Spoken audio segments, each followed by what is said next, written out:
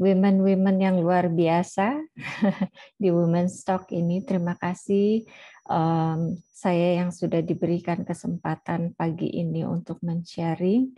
Sebenarnya saya adalah hanya seorang wanita yang sangat sederhana ya. Tapi mungkin saya bersyukur atas kesempatan ini. Saya bisa sharing bukan karena saya hebat, bukan karena saya pintar. Seperti yang tadi saya bilang, saya bukan wanita yang luar biasa, tapi saya mau sharing dari pengalaman saya, ya, dari kehancuran bagaimana saya dihancurkan dan dari sanalah saya bisa menjadi bejana Tuhan yang saya harapkan yang hari ini bisa saya bagikan journey saya bersama Tuhan kepada teman-teman semua ya. Dan hari ini mungkin saya izinkan saya untuk sedikit sharing mengenai jalan kehidupan saya karena tanpa menceritakan sedikit jalan hidup saya sepertinya kurang ya. Kayak puzzle itu masih belum komplit. Hari ini tema yang akan saya bawakan adalah living a legacy of love, ya, yaitu mewariskan kasih, ya tentunya adalah kasih Kristus kepada keluarga saya terutama dan juga orang-orang sesama. Sedikit background latar belakang saya. Saya nama lengkap saya adalah Supiani Winata yang biasanya dipanggil oleh teman-teman Pipi ya, Pipi kanan, Pipi kiri, ya. Itu adalah nama kecil saya. Saya pada tahun September 97 saya nikah dengan suami saya yang bernama Neles Sutanjati. Kami berpacaran 5 tahun, ya cukup lama. Lalu setelah itu Tuhan mengizinkan kami menikah dan waktu itu kami nikah di Bali, di Hotel Nico Bali tahun September 97. Satu pernikahan yang sangat kecil sekali waktu itu saya ingat kayaknya mungkin hanya sekitar 50 orang, hanya keluarga dekat kami dan satu memori yang sangat indah sekali bagi saya dan keluarga-keluarga kami ya. Saya malah ingat pada saat itu malam itu keponakan saya mungkin ada yang kenal Pendeta Budi Cahyadi. Dia menggabungkan seluruh keponakan-keponakan kami untuk menyanyikan lagu and for me and my house we will serve the Lord. Dan pada saat itu kita semua satu keluarga kami bernyanyi bersama-sama dan kami memberi komitmen pada hari itu. That was my first day. I'm united with my husband, and itu adalah komitmen yang kita buat bahwa kita akan melayani Tuhan dengan keluarga kami. Sungguh suatu deklarasi yang sangat indah pada malam itu ya.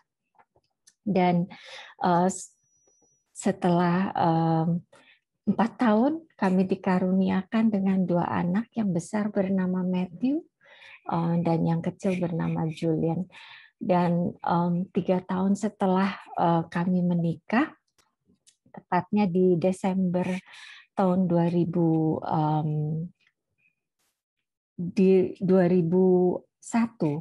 itu kami membawa anak-anak kami kembali ke hotel di mana kami mengadakan wedding kami ya, and kita mengambil foto ini yang bisa dilihat ya. Jadi waktu itu juga ada papa mertua, mama mertua, dan juga seisi keluarga kami, dan kami di sana ngambil foto keluarga untuk sebagai kenang-kenangan.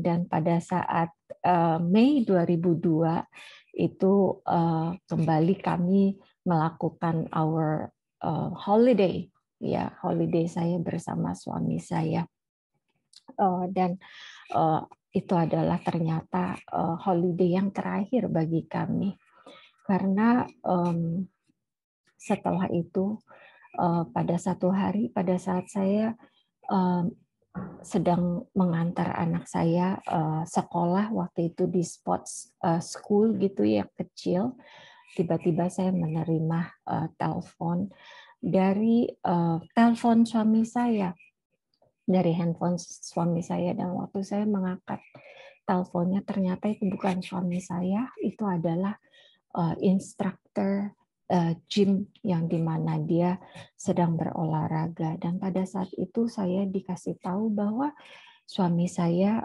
pingsan waktu lagi berolahraga. Lalu saya kepikir, karena saya sendiri juga sudah mengalami pingsan beberapa kali, bahkan waktu lagi saya hamil, saya pernah juga sekali pingsan. Saya menganggap itu adalah hal yang biasa. Lalu saya bilang sama instrukturnya, saya bilang, oke, nggak apa-apa, nanti saya akan usahakan telepon kembali setelah Bapak bangun dari pingsannya. Lalu saya telepon kembali lagi sekitar 3-5 menit kemudian. Waktu saya telepon, instrukturnya mengatakan kepada saya bahwa dia belum bangun, dia masih tidur begitu. Saya mulai cemas waktu itu, dan setelah itu saya telepon kembali lagi, dan pada saat telepon kedua itu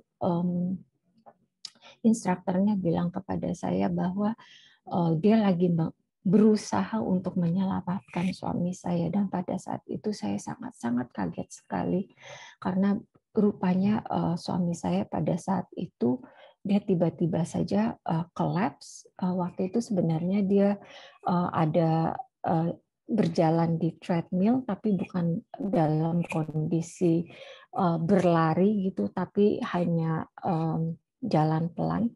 Dan mungkin pada saat itu dia merasakan nggak enak, lalu dia beristirahat, duduk, dan tiba-tiba saja dia jatuh.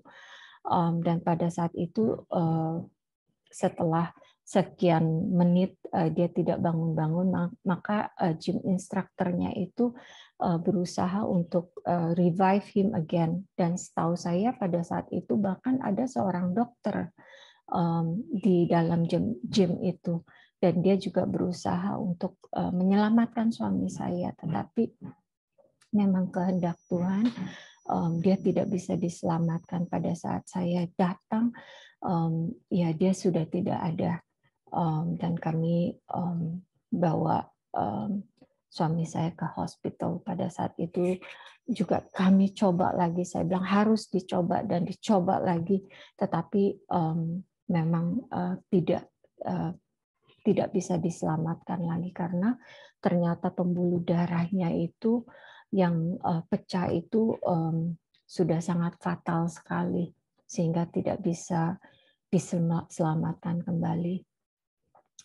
Pada saat itu terus terang saya seperti dalam bermimpi ya, I don't know, saya merasa kayaknya very numb gitu, saya tidak merasakan apa-apa. Dan pada saat itu anak saya Matthew umurnya 2 tahun 9 bulan, dan Julian waktu itu umurnya 15 bulan, dan saya cuma hanya just lost gitu ya, tidak tahu harus apa yang saya lakukan. Tetapi puji Tuhan, saya nggak seperti orang yang histeris begitu ya. Saya tidak berontak-berontak. Seingat saya cukup tenang ya, dan saya tahu bahwa itu semua karena kasih anugerah Tuhan yang menenangkan saya. Dan hati saya cuman pada saat itu hanya memikir bagaimana caranya saya bisa membesarkan anak saya yang pada saat itu masih kecil-kecil. Saya tahu bahwa itu adalah tugas saya yang terbesar. Bagaimana saya bisa membesarkan anak di dalam kasih karunia Tuhan. Dan ini saya juga mau sharing foto saya bersama anak-anak ya pada waktu itu setelah sebulanan setelah suami saya meninggal. Dia meninggalnya waktu itu di September 2002, September 2002. Pas berapa hari setelah kami anniversary. Kami anniversary-nya itu adalah September 14 dan beliau meninggal September 18 2002. Dan Oktober 2002 waktu itu saya ingat cici saya dan brother-in-law saya berusaha menghibur saya dan anak-anak saya, sehingga kami diajak ke puncak waktu itu ya, dan tinggal di pusdiklat milik brother-in-law saya. Dan cukup unik sekali pada saat kami di outing itu, saya berusaha untuk main layang-layang. Saya sama sekali tidak pernah menaikkan layang-layang. Saya cuma suruh supir untuk beli itu layang-layang, lalu saya suruh dia ikat, lalu saya coba tuh naikin layang-layang, dan layang-layang itu nggak naik-naik. Bagaimanapun, padahal pada saat itu anginnya cukup besar. Saya pikir wah ini udah pasti bisa naik punya, tapi ternyata tidak. Ya, dan saya rasanya putus asa. Lalu udah habis itu saya bilang sama anak-anak saya kumpulkan mereka berdua. Saya bilang, yuk kita doa yuk sama Tuhan, biar Tuhan yang naikin ini layang-layang. Saya bilang, Mami nggak bisa naikin layang-layang ini karena Mami tidak punya pengalaman. Dan setelah itu saya pimpin doa kepada anak-anak. Tahu nggak ibu-ibu, tidak lama kemudian ada seorang cowok lewat. Lalu dia bilang, oh ibu mau coba naikin layang-layang ya? Saya bilang, iya benar, tapi saya nggak bisa. Terus dia bilang, coba saya lihat. Terus dia liatin, dia bilang, oh ini salah ikatnya tuh harus kayak begini. Terus sudah habis itu kemudian itu orang menaikkan layang-layang itu, dan layang-layang itu terbang segitu tinggi sekali, ya sampai hampir nyaris tidak kelihatan tuh layang-layang. Dan anak-anak saya kasih mereka pegang, ngalami bagaimana untuk main layang-layang. Saya bersyukur, saya tahu bahwa itu adalah campur tangan Tuhan. Tuhan mau menunjukkan bahwa Dia hadir di tengah-tengah kami pada saat kami membutuhkannya. Dan tidak hanya itu, lepas sehari setelah itu, kami waktu itu mau pergi ke satu tempat perumahan puncak. Mungkin teman-teman ada yang pernah dengar yang namanya Green Garden. Waktu itu Mama kebetulan ada satu villa di sana, dan saya mau ke sana dengan anak-anak. Pada saat itu dari Pusdiklat ke tempat Green Garden itu hujannya besar, lebat sekali. Dan saya bilang sama anak-anak, saya bilang, aduh, yuk kalian kan nanti di Green Garden mau naik kuda. Ini mudah-mudahan sampai di sana hujannya sudah berhenti. Yuk kita doa yuk. Minta Tuhan supaya hujannya berhenti. Lalu kita berdoa di dalam mobil. Sepanjang perjalanan di mobil itu masih tetap hujan. Tetapi pada saat kami tiba di Green Garden itu sudah berkurang, dan pada saat kita membuka pintu itu tidak ada setetes pun hujan. Kembali Tuhan menyatakan kepada saya dan anak-anak saya bahwa Tuhan menyertai saya dan anak-anak, dan sungguh itu menjadi satu kekuatan bagi saya untuk maju dengan confidence, dengan harapan yang jelas di dalam Tuhan. Nah, ini adalah foto di mana anak saya Matthew umur 3 tahun di Desember tahun 2002, di mana dia sudah tidak ada Dedi.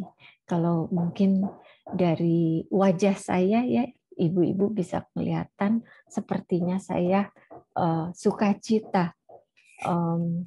Saya tentunya banyak sekali air mata yang saya keluarkan, tetapi semua itu selalu tidak di depan anak-anak saya.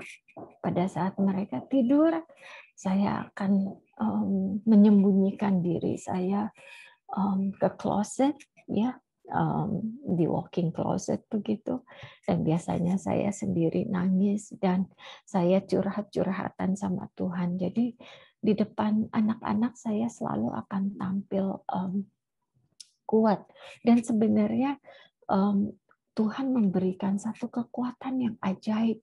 Saya ini sebenarnya secara natural mungkin yang kenal dengan saya tahu bahwa kepribadian saya itu bukan iron lady ya, saya bukan wanita yang bertangan besi atau berhati besi gitu ya.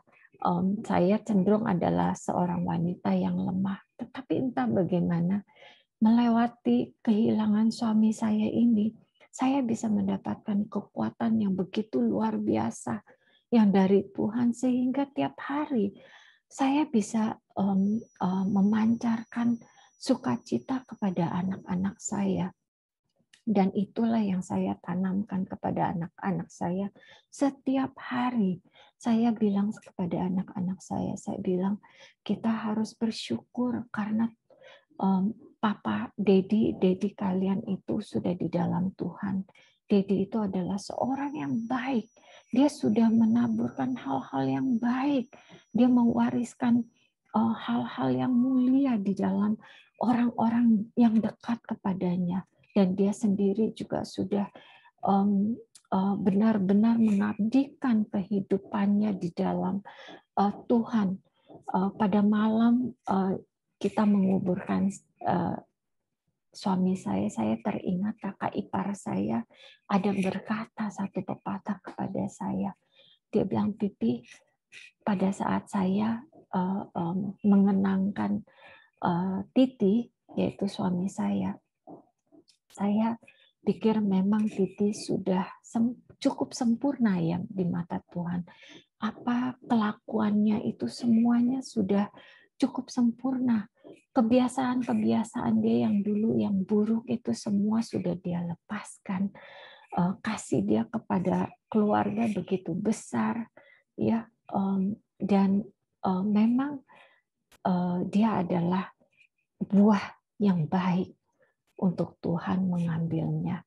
Dan itu menjadi satu kekuatan juga, satu comfort buat saya untuk saya merelakan suami saya. Dan itulah yang saya tanamkan kepada anak-anak, bahwa anak-anak saya harus terus meneruskan legacy yang diwariskan oleh suami saya, yaitu kebaikan dan juga pengabdian dia kepada Tuhan. Saya selalu mengingatkan kepada anak-anak, kita harus terus menjaga iman kita di dalam Yesus Kristus, supaya satu hari kelak kita bisa bertemu kembali kepada dengan Tuhan Yesus.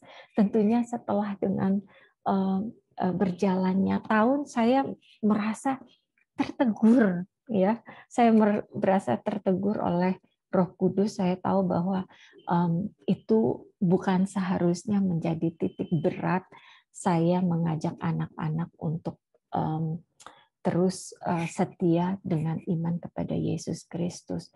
Seharusnya adalah kita tertuju mata kita tertuju kepada Yesus, dan tentunya dengan iman kita yang sempurna di dalam Yesus, nantinya pun mereka juga akan bertemu dengan dedinya di surga.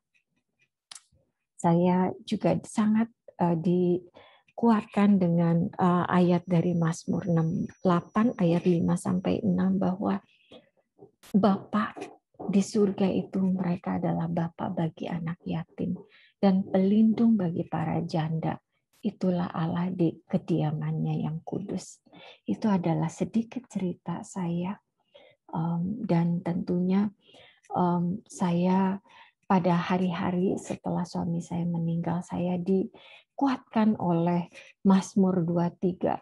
Itu Tuhan berbicara begitu keras dan begitu jelas lewat berbagai media, mulai dari radio, mulai dari poster yang tidak sengaja saya baca, lewat orang yang mengatakan kata-kata Mazmur 23 ini berapa menit setelah saya baca poster itu, dan banyak berkali-kali. Saya sudah baca Mazmur 23 ini sudah sering ya, kita semua pasti sudah sering. Tetapi pada saat itu berbunyi begitu nyata bagi saya. Dan saya percaya bahwa Tuhan adalah gembalaku dan Dia tidak akan membiarkan saya untuk berjalan sendiri. Walaupun saya harus jalan di dalam lembah kekelaman, tapi saya tahu bahwa tongkatnya, tangannya akan selalu memegang saya, dan itulah janji yang saya pegang setiap pagi pada saat saya bangun tidur. Walaupun dengan hati yang berdebar-debar, yang memikirkan bagaimana hari esok, bagaimana nanti anak saya besar, tapi saya katakan, Tuhan, Engkau adalah gembalaku, Engkau adalah Bapa bagi anak-anakku, Engkau adalah pelindungku, dan setiap hari saya berjalan, saya usahakan berjalan terus menggandeng Tuhan. Dan tanpa terasa, saya sudah melewatkan masa-masa itu 19 tahun tanpa suami saya. September lalu, saya baru melewatkan 19 tahun, dan anak saya saat ini yang besar sudah umur 21 tahun, dan dia sudah mendapat pekerjaan yang cukup baik. Lalu anak saya yang kedua, Julian, sekarang umur 20 tahun, dia sudah kuliah, tapi pada saat pandemi ini dia stop kuliah dulu, tahun depan baru teruskan. Namun pada saat-saat ini Tuhan memberikan dia kesempatan untuk sebagai tutor, ya. Jadi dia juga sekarang melayani anak-anak untuk membantu mereka di area-area subjek yang susah bagi anak-anak. Jadi itu adalah journey saya bersama Tuhan.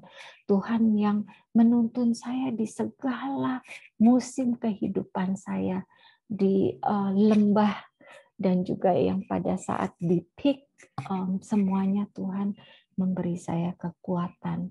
It's really the joy of the Lord is my strength, ya. Saya ingat waktu itu saya pernah sekali beberapa bulan setelah suami meninggal, saya bawa anak-anak saya ke retreat anak, dan pada saat itu guru yang pemain keyboard di sekolah minggu menanyakan saya, mana dedinya, kok saya tidak lihat ada dedinya. Saya bilang, dedinya sudah nggak ada, sudah dipanggil Tuhan. Dan dia sangat kaget, dia bilang, loh, saya nggak akan nyangka kalau ibu sudah tidak ada suami, karena muka ibu memancarkan sukacita, tidak sama sekali tidak seperti seseorang yang sedang berduka.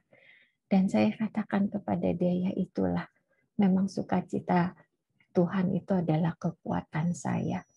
Jadi ya ibu-ibu, saya tidak tahu apa yang dialami ibu-ibu di sini, tapi saya mau mengatakan bahwa lewat masa-masa penderitaan saya, itu justru menjadi cerita yang begitu indah untuk memberitakan bahwa Tuhan itu adalah Allah yang hidup. Dia begitu setia, dia begitu peduli, dia begitu mempedulikan kita, segala aspek kehidupan kita. Dia mempedulikan, tidak ada satupun yang terlewatkan oleh dia. Itu adalah yang saya alami. Saya bersyukur lewat 19 tahun saya sendiri, saya bisa mencicip betapa baiknya Tuhan. Kasih karunia-Nya itu begitu besar, sehingga saya bisa mengenal karakter Tuhan yang sebenarnya. Ya ini ya, saya tentu ini adalah satu verse yang sudah semua kita tahu bahwa kasih itu tidak berkesudahan, dan demikianlah tinggal 3 hal yang yaitu iman, pengharapan, dan kasih. Dan yang paling besar di antaranya ialah kasih. Dan saya memilih untuk menghidupi kasih Kristus itu di dalam keluarga saya. dan juga dalam segala hal yang saya lakukan setelah saya ditinggal oleh suami. Di 1 Yohanes 4 ayat 16 juga dikatakan Allah adalah kasih, dan barang siapa tetap berada dalam kasih, ia tetap berada dalam Allah dan Allah di dalam dia. Dan saya juga memutuskan bahwa kehidupan saya pada saat itu, bahwa saya akan melakukan segala pekerjaannya Tuhan dalam kasih Kristus. Karena saya sudah mengalami kasih-Nya, dan saya mau membagikan kasih yang meluap-luap itu bukan hanya kepada keluarga saya sendiri, tetapi juga kepada orang-orang di sekitar saya. Dan saya memutuskan pada 1 tahun setelah suami saya meninggal, saya memutuskan untuk pelayanan di children ministry. Karena pada saat itu kebetulan anak-anak saya kan masih kecil, masih umur 3 tahunan, 4 tahun ya. Dan saya pikir saya sekalian saya pelayani anak-anak orang, saya juga melayani anak-anak saya sendiri. Dan puji Tuhan, kita memulai dengan anak waktu itu hanya 40 anak, dan hari ini kami bisa melayani sekitar 400 anak setiap hari dalam 3 ibadah di GBI PRJ maupun di Cubic ya waktu itu. Dan bukan hanya itu, setelah 4 tahun setelah saya melayani di pelayanan anak, saya selalu rindu, saya dan partner saya yang kebetulan juga melayani di GBI PRJ, Ibu Meme, kami mempunyai hati untuk membawa kasih Tuhan kepada anak-anak setiap hari. Dan kami pikir bagaimana caranya, tentu membangun sekolah adalah solusi, dan Tuhan membuka jalan pada saat 4 tahun setelah kami pelayanan, dan Tuhan mempercayakan kami dengan sekolahan yang bernama Aismal.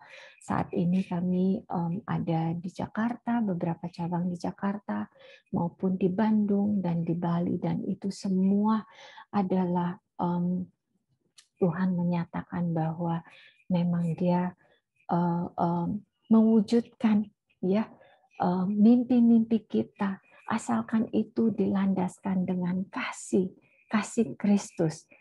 Pasti Tuhan akan mewujudkan semuanya itu. Dan setiap Jumat kami mengadakan chapel service ya kepada anak-anak, dan kita bisa melihat anak-anak itu memuji Tuhan, bernyanyi, belajar firman Tuhan, dan kami tanamkan nilai-nilai Kristen kepada mereka.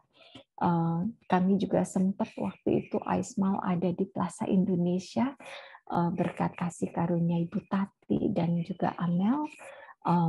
Kami di sana beberapa tahun, dan kami diberikan untuk memakai stage di Noah's Ark ya.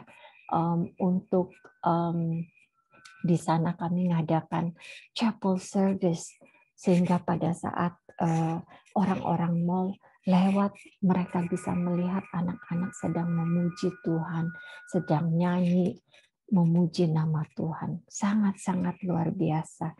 Itulah yang Tuhan lakukan di dalam kehidupan kami dan juga pekerjaan saya. Sorry ya, ini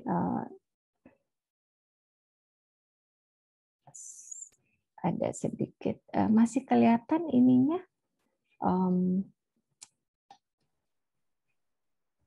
sharing ininya, the PowerPoint.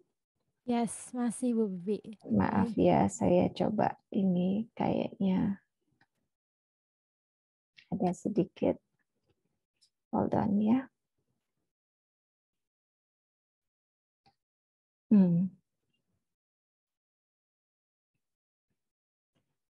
Oke. Dan seperti yang saya katakan sebelumnya, saya sudah bukan hanya di pelayanan saya dan juga di sekolah yang kami bangun bersama, di rumah pun kami menetapkan bahwa kasih Kristus itu adalah fondasi yang kokoh yang saya dirikan bersama dengan anak-anak saya. Saya tahu bahwa tanpa kasih Kristus, saya sepertinya seperti pembangun yang bodoh yang membangun rumahnya itu di atas tanah pasir yang pada saat badai akan datang dan itu semuanya akan hancur. Saya bersyukur kalau atas kasih karunia Tuhan, saya bisa mengenal Tuhan. Saya dibaptis pada tahun 1992 dan itu semua sudah menyiapkan saya untuk mewariskan kasih Kristus ini kepada anak-anak saya. Ya, saya tidak bisa membayangkan bagaimana kalau misalkan waktu itu tanpa Tuhan Yesus, bagaimana saya bisa membesarkan anak-anak saya sampai hari ini. Dan dengan mencerminkan kasih Tuhan di rumah, saya selalu mengingat hal ini. Saudara-saudaraku yang kekasih, marilah kita saling mengasihi. Sebab kasih itu berasal dari Allah, dan setiap orang yang mengasihi lahir dari Allah dan mengenal Allah. Dan barang siapa tidak mengasihi, ia tidak mengenal Allah, sebab Allah adalah kasih. Jadi itulah yang saya tanamkan di dalam kehidupan saya maupun anak-anak saya. Tentunya saya mengalami kegagalan. Saya adalah seorang parent yang tidak sempurna. Dan saya bersyukur anak saya itu sangat jujur. Sering sekali anak saya akan point out kepada saya. Dikatakan anak saya, Mami tidak melakukan sesuai dengan apa yang Mami katakan. Ya, anak-anak itu seperti cermin, ya, sehingga kita bisa melihat kalau muka kita tercoreng atau jelek, ya, dan mereka dengan lugunya, dengan jujurnya akan mengatakan, Mom, you are a hypocrite. Dan you know what? Seringkali saya ditunjukkan seperti itu dan saya sangat bersyukur. Karena seperti yang Ibu Mala minggu lalu katakan, kita bisa aja di depan orang memakai topeng, kelihatannya segala sesuatunya sempurna. Tetapi di rumah kita harus menelanjangkan semuanya itu. Dan anak-anak kita, pembantu kita yang akan menunjukkan who we are. Dan pada saat mereka menunjukkan who we are, kita harus bisa menerima. Dan saya bersyukur kalau anak-anak saya melakukan kepada saya, dan saya tahu bahwa itu mereka melakukan karena mereka mengasihi saya.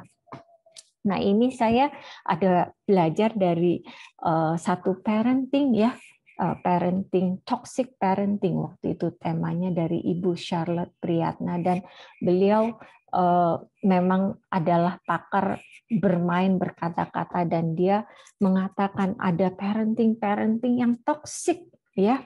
Saya mau membagikan bersama teman-teman di sini. Yang satu yaitu kurus, kurang terurus.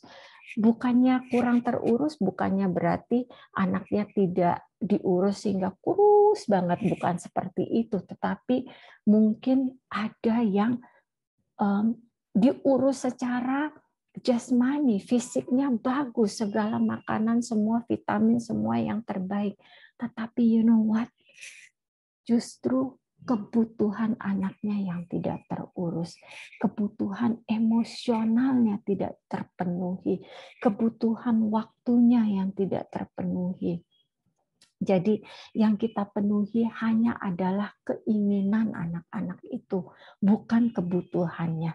Dan itu lama-kelamaan akan membuat anak-anak kita menjadi haus.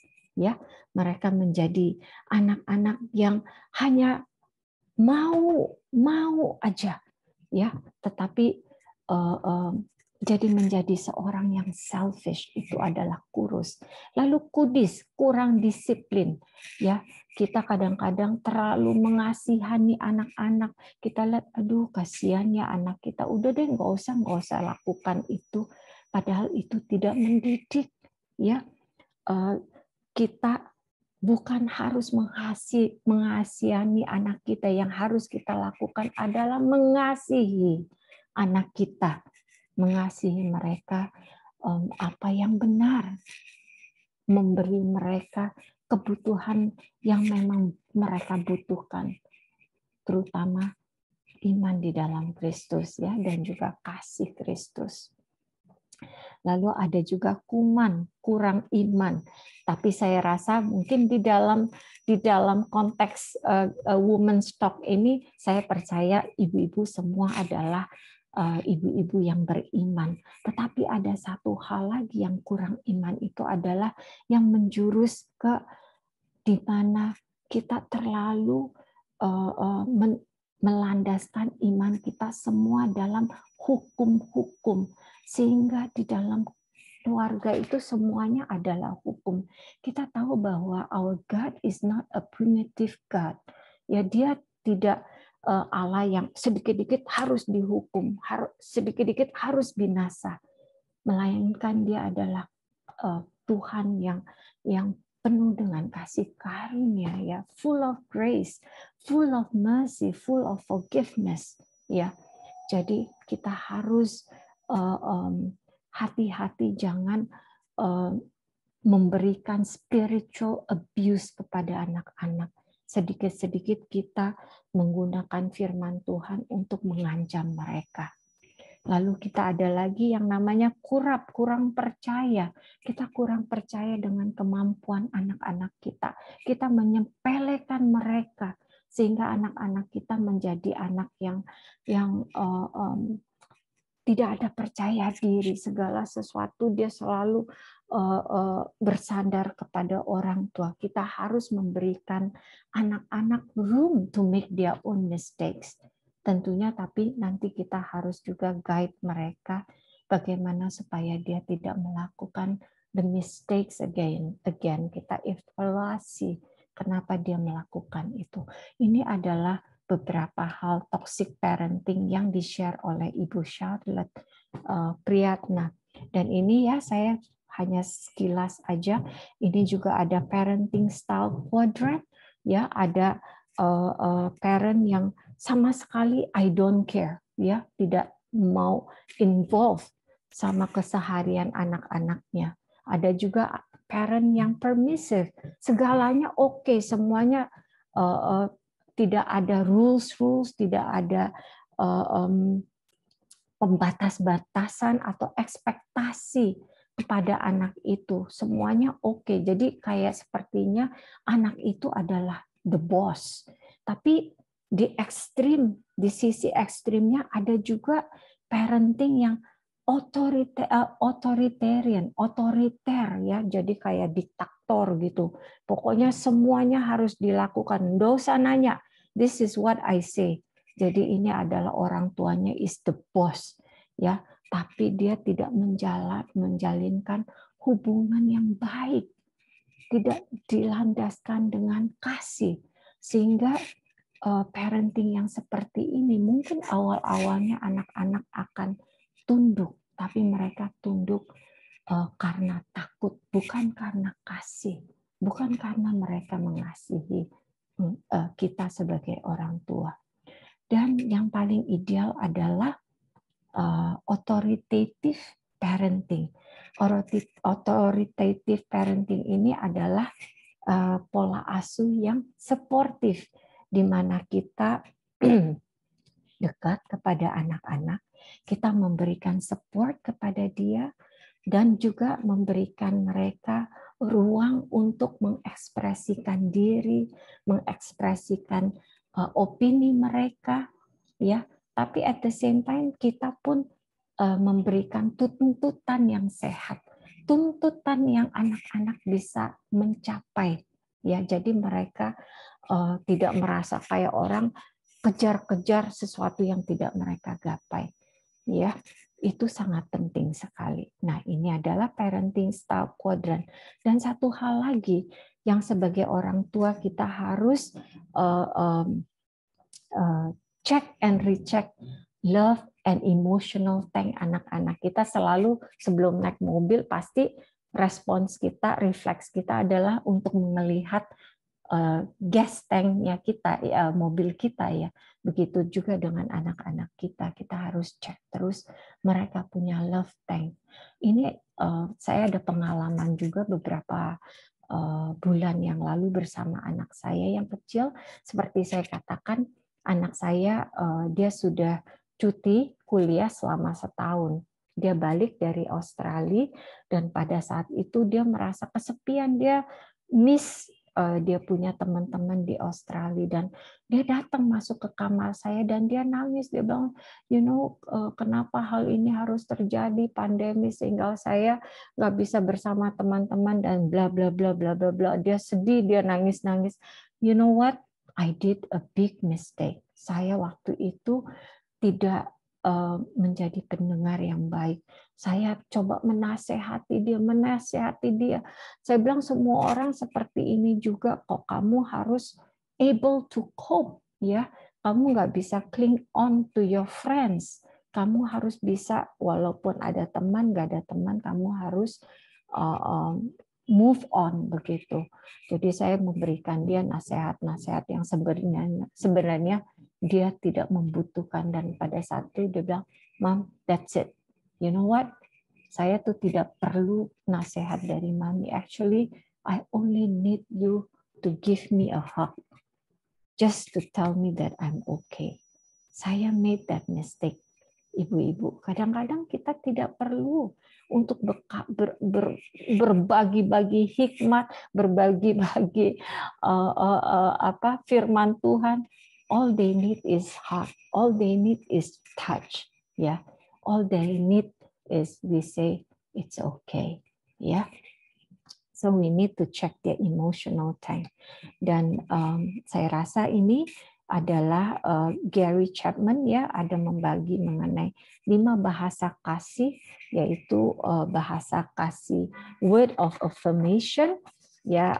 Word of affirmation itu adalah untuk melalui kata-kata yang menguatkan ya, puji-pujian. Kita tahu bahwa kata-kata itu berkuasa, dan bayangkan seberapa bedanya hubungan kita jika kita berkomitmen untuk mengatakan hal-hal yang positif yang membangun anak-anak kita kalau kita mengatakannya lebih sering. Tentunya di Amsal 18 ayat 21 juga mengingatkan kita bahwa hidup dan mati itu dikuasai lidah. Ya, siapa suka mengemakannya akan memakan buahnya. Maka perkataan yang kita katakan itu kita harus benar-benar pilih. Saya selalu mengingatkan setiap kali, apalagi kalau saya udah tahu anak saya udah dalam mood untuk sharing, untuk berkata-kata. Anak saya yang kedua cenderung anaknya very critical. Jadi pada saat kalau dia sudah duduk berbicara, buka mulut sama saya, dalam hati saya sudah mulai berdoa karena dia cepat, pintar sekali berdebat, dan saya minta hikmat Tuhan untuk mentaruhkan kata-kata yang membangun supaya saya tidak bisa provoke dia, supaya setelah dia berbicara dengan saya, dia bisa pergi dengan hati yang lebih damai, hati yang lebih dicerahkan oleh firman Tuhan atau juga kebijakan dari Tuhan. Dan kita juga diingatkan oleh Efesus 4 ayat 29, janganlah ada perkataan kotor keluar dari mulutmu, tetapi pakailah perkataan yang baik untuk membangun di mana perlu supaya mereka yang benar mendengarnya beroleh kasih karunia. Ya. Nah, itu adalah yang dari perkataan words of affirmation. Juga ada di mana anak-anak yang suka dilayani, ya, suka dimasaki dengan masakan yang enak, atau mungkin dilayani dengan hal-hal yang lain, ya. Atau juga ada anak yang tipe suka diberikan hadiah. Hadiah tidak harus yang mewah-mewah. Yang kecil pun oke. Anak saya yang besar dia suka menerima hadiah, maka itu adalah bahasa kasih dia. Quality time, waktu yang berkualitas. Saya ingat waktu anak-anak saya kecil, waktu yang berkualitas buat mereka adalah sebelum mereka tidur, saya pasti luangkan waktu untuk bercerita. Apakah itu cerita dari Alkitab atau kita yang bercerita, kita bikin serangkaian cerita sendiri ya. Juga ada anak yang mereka suka physical touch ya, hanya cukup dielus-elus seperti yang tadi Kak saya katakan. So setiap anak itu bahasa kasihnya berbeda-beda. Sama seperti kalau kita sebagai edukator ada yang namanya multiple intelligences theory. Ya, setiap anak itu mereka mempunyai kecerdasan ganda, kecerdasan yang beda-beda. Kenapa? Karena anak-anak itu semua adalah unik. Anak pertama beda dengan anak kedua beda anak yang ketiga. Makanya parenting itu nggak bisa datang dengan manual ya, karena anak-anak itu semua unik adanya. Seperti Ibu Tati pernah katakan di sharingnya beberapa minggu yang lalu bahwa dia a heritage of the Lord ya, dan mereka adalah unik ya, each one of them they are very unique and individual. Seterusnya saya mau menekankan bahwa kita harus menanamkan kasih tanpa syarat ya. Kasih tanpa syarat itu tidak melihat siapa dia dan juga tidak melihat apapun keadaannya. Jadi kasih tanpa syarat itu tergantung pada komitmen kita sebagai si pemberi, bukan apakah si penerimanya itu layak untuk menerima. Jadi kita harus mengasihi anak-anak kita apa adanya, bukan adanya apa gitu ya. We have to love mereka punya being, mereka punya sendirinya, bukan apa yang mereka having, apa yang mereka have. Ya, ini dikatakan oleh Ibu Charlotte. Jadi bukan karena prestasi anak-anak, bukan karena karakter mereka yang baik, baru kita mengasihi mereka tanpa syarat. Tapi karena mereka memang adalah titipan oleh Tuhan kepada kita, maka kita mau mengasihi mereka dengan kasih tanpa syarat. Ya, ini juga ditunjukkan lewat perumpamaan anak yang hilang di Lukas 15 ayat 11 sampai 32 ya, bagaimana seorang bapak menanti-nantikan anaknya yang hilang, anaknya yang sudah begitu bobrok ya, meminta hartanya sebelum dia meninggal, lalu memfoya-foyakan, tetapi dia tetap menanti-nantikan kebalikan anaknya ke rumahnya. Dan pada saat anaknya balik, dia memberikan belas kasihan. Ya, dia suruh budak-budaknya, pembantunya untuk memberikan sandal, untuk memberikan jubah kepadanya. Ya, lalu dia juga memberikan pengampunan kepadanya. Dia reinstate identitas sebagai seorang anak itu, walaupun dia sudah hilang sementara, namun dia menerimanya kembali seutuhnya, seolah-olah dia tidak melakukan semua kesalahannya itu. Apakah kita bisa melakukan seperti itu, Ibu-ibu? Saya sendiri juga challenge ya. Saya bukan katakan saya bisa melakukan itu, tapi saya percaya kita semua itu adalah tantangan kita setiap hari pada saat anak kita berontak kepada kita, pada saat anak kita choose the wrong way, ya. Bagaimana respons kita? Apakah kita membuangnya begitu aja? You are not my responsibility anymore. Kita sudah melihat banyak sekali ya example seperti itu di mana anak-anak disown. Saya pernah mengatakan kepada anak-anak saya bilang mau bagaimanapun jahatnya mereka, I'm not going to disown you. Ya, you will still be my children, no matter what you are. Jadi saya mau benar-benar berkomit untuk mengasihi mereka tanpa syarat.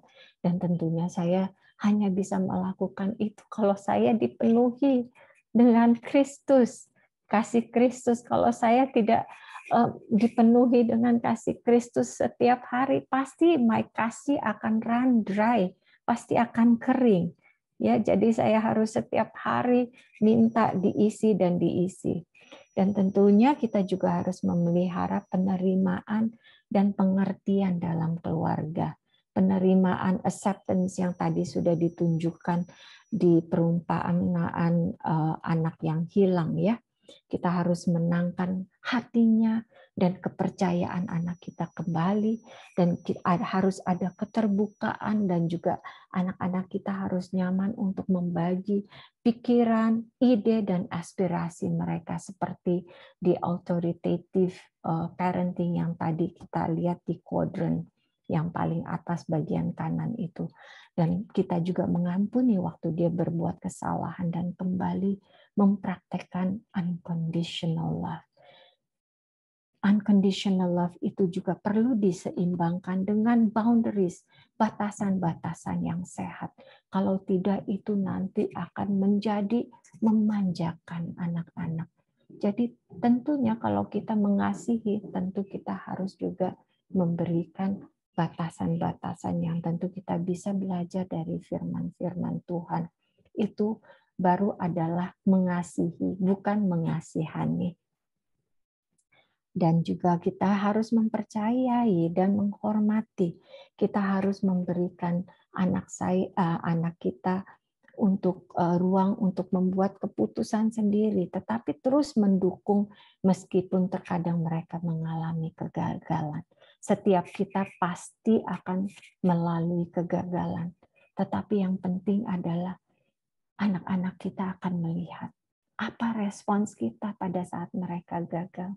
Apakah kita masih bisa menerimanya atau tidak? Saya diberikan waktu itu, waktu anak saya umur 13 tahun yang besar, dia melakukan satu kegagalan. Dan pada saat saya bisa menerima apa adanya, itu menjadi turning point bagi hubungan kami. Dan saya bersyukur kalau saya waktu itu can stand by his side. Dan saya menunjukkan kepadanya bahwa walaupun Koko sudah melakukan hal yang mengecewakan Mami sekalipun, tapi Mami akan tetap mempercayai dan menerima Koko apa adanya. Dan itu benar-benar adalah satu pelajaran bagi saya yang sangat berharga. Saya mau mengingatkan bahwa parenting itu adalah maraton yang sangat panjang, ya.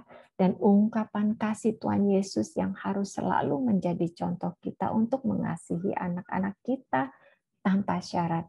Seperti yang saya katakan, kalau kita hanya mengandalkan kita sendiri, we are going to run dry and shrivel. Kita akan kering banget dan kisut, ya. Tetapi pada saat kita terus mengisi kasih Kristus di dalam kehidupan kita, dalam persekutuan kita bersama Yesus, itu akan terus diisi, dan Tuhan juga akan memberikan kita kesabaran, kasih, pengharapan yang baru untuk keluarga kita. Dan akhirnya bagi saya dan keluarga saya, itu tidak ada sukacita yang lebih besar daripada mendengar bahwa anak-anakku hidup dalam kebenaran. Saya yakin itu adalah harapan dari semua ibu-ibu yang ada di sini. Terima kasih sudah mendengar sharing saya, kiranya ini memberkati semuanya. God bless you.